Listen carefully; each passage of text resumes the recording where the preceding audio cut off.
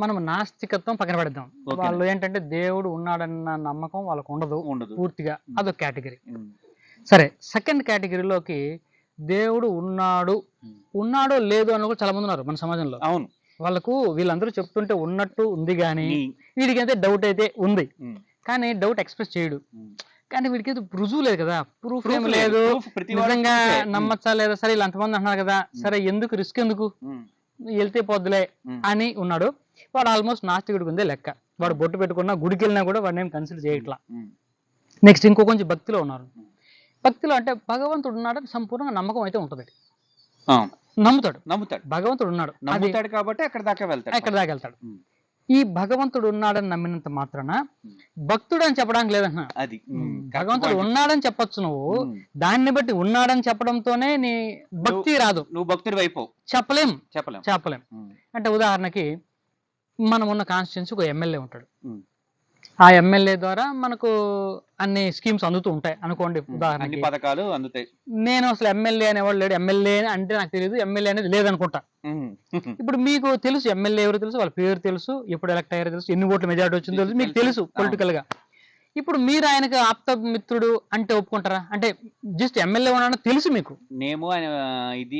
తెలుసు, నాకు అతను ఉన్నాడని తెలుసు, ఎమ్మెల్యే ఉన్నాడని మీకు జ్ఞానం ఉంది. ఈ జ్ఞానం ఉండడమే అతని మీద ఉన్నటువంటి ప్రేమ అని చెప్పచ్చా?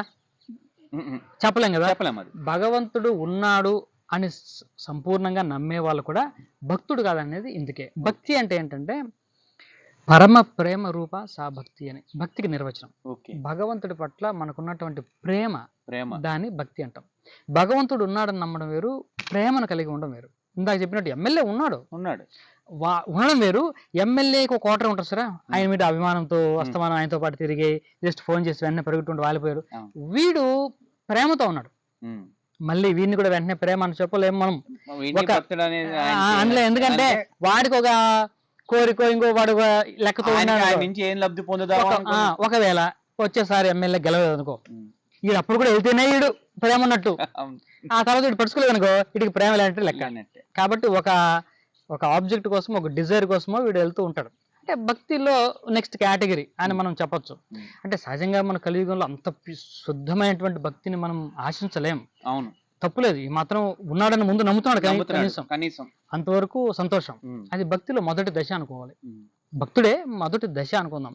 సంపూర్ణ భక్తి వికసించలేదు. సరే, ఎప్పుడు వస్తుందంటే, సరే ఉదాహరణకి మీరు చాలా గొప్ప వ్యక్తి అనుకోండి, చాలా మంచి పనులు చేశారు, నేను కొంతమందికి పరిచయం చేసి ఈయన్ని మీరు ప్రేమించండి అంటాను. అప్పుడు ఎక్కడి నుంచి వస్తుందా ఫీలింగ్?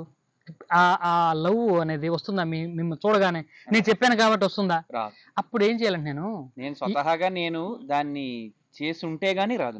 అలా కాదు, నేను ఇప్పుడు ఏం చేయాలంటే, ఏమండి ఈయన ఎంత గొప్ప వ్యక్తి మీకు తెలుసా, ఈయన చేయని త్యాగం తెలుసా, ఈయనకు వచ్చే జీతంలో ఇలా చేస్తాడో తెలుసా, డైలీ రొటీన్ అని మీ గురించి వివరించానుకో, ఓ అంత గొప్పవాడండి, ఒక అభిమానం స్టార్ట్ అవుతుంది. ఆ ఫంక్షన్ అయిన తర్వాత సార్ ఒకసారి చిన్న ఫోటో తీసుకుందాం స్టార్ట్ అవుతుంది. అంటే మీ మీద అభిమానం స్టార్ట్ అవుతుంది కదా. ఎక్కడి నుంచి స్టార్ట్ అయింది? మీ గురించి తెలుసుకోవడం. అంటే భక్తి కూడా ఎక్కడి నుంచి మొదలవుతుంది? భగవంతుడి గురించి తెలుసుకోవడంతో మొదలవుతుంది. ఏమీ తెలుసుకోండి, ఉన్నాడు అని నమ్మడం వల్లనే సంపూర్ణ భక్తి రాదు. ఒక వ్యక్తి భగవంతుడి పట్ల ఆ స్పందన రావాలి, ఆ స్పందనే భక్తి. అంటే ఏదో తెలియని ఆకర్షణ. ఇప్పుడు కొంతమందికి శివుడు అంటే, కొంతమందికి ఆ తత్వం శివతత్వం, కొంతమందికి ఆ కృష్ణ తత్వం, కొంతమంది రాముడు, ఒక ఆకర్షితులు అవుతారు. ఆయన గురించి ఆ కథలు వినబుద్ధి వేస్తూ ఉంటారు, వాళ్ళకి వింటూ ఉందాం అనిపిస్తుంది. అది కొంత భక్తిలోకి మనం వెళ్ళినట్టు లెక్క. ఇప్పుడు సరే, భక్తిలో ఉంటూనే రకరకాల వ్యక్తులు ఉన్నారు. ఇప్పుడు రోజు గుడికి వెళ్తారు, మీరు ఇందాక చెప్పారు కదా, గుడికి వెళ్తారు, బొట్టు పెట్టుకుంటారు, కొబ్బరికాయ కొడతారు. వీడికి భగవద్ అనుగ్రహం లభిస్తుందా అని వేస్తే సమాధానం ఖచ్చితంగా చెప్పలేము ఇక్కడ. ఎందుకంటే ఒకవేళ ఈ భక్తుడు గుడిలోనే భగవంతుడు ఉన్నాడు అని కనుక నమ్మితే, చాలా మంది గుడిలో భగవంతుడు ఉన్నాడు నమ్మే వాళ్ళే ఇలా గుడికి వెళ్తారు. శనివారం అయితే వెంకటేశ్వర స్వామి గుడి, సోమవారం అయితే శివాలయం, వీటికి ఒక టైం టేబుల్ కూడా వేసుకుంటారు. గురువారం అయితే సాయిబాబా గుడికి వెళ్ళిపోతారు, ఒక టైం టేబుల్. అంటే వీళ్ళకంటూ ఒకరి పట్ల ఒక ఆప్యాయతో లేకుంటే ఒక ప్రేమ అలా ఏం లేదు, ఉండకపోవచ్చు కూడా. నేను ఉండొచ్చేమో, నేను దాన్ని కామెంట్ చేయకూడదు. సహజంగా చెప్తున్నా స్థూలంగా. అదే ఈ రోజు ఆ గుడికి వెళ్ళాలి, వీటికంటూ ఒక ఒక రకమైనటువంటి ఇది ప్రత్యేకమైన అఫెక్షన్ లేదు. ప్రత్యేకమైన ఆకర్షణ ఏమో దాని మీద. శనివారం వెంకటేశ్వర స్వామి పవర్ఫుల్ అంట, ఈ మాటలు ఇలా మాడుతుంటారు, అవును. చాలా పవర్ అంట, మనం సోమవారం ఏం అడిగినా ఉమ్. ఇచ్చేస్తంట. సోమవారం శివాలయం దర్శనం చేసుకుంటే చాలా పుణ్యం వస్తుంట. సోమవారం మాత్రమే అంటే మంగళవారం ఆయన శివుడు ఉంటాడు ఇక్కడ. అంటే వీడు నమ్మడు. నమ్మడు. సోమవారం గుళ్ళు కూడా సార్ ఈ ఆ. రోజుల్లో ఆ రోజుల్లో తిరుగుతున్నారు నిజం అదే. చెప్పాలంటే.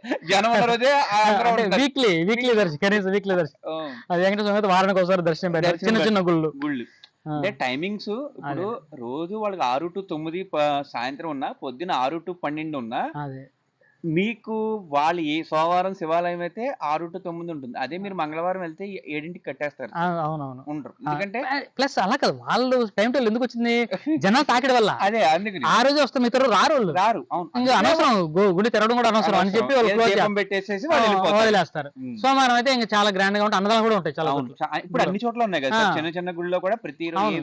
వీక్ అన్నదానం. శనివారం అయితే వెంకటేశ్వర స్వామి అన్నదానం. అన్నదానం. గురువారం అయితే సాయిబాబా గుళ్ళో, అంటే జనాలు తాకిడి బట్టి. మంగళవారం ఆంజనేయ స్వామి గుళ్ళో కానీ, సుబ్రహ్మణ్య స్వామి గుళ్ళో అవును, కానీ, పక్కా ఉంటుంది. సోమవారం శివాలయంలో, శుక్రవారం అమ్మవారి ఆలయంలో అమ్మవారి ఆలయంలో. ఖచ్చితంగా ఉంటాయి. ఉం? జనాలు అలా ఉన్నారు కాబట్టి. ఉం.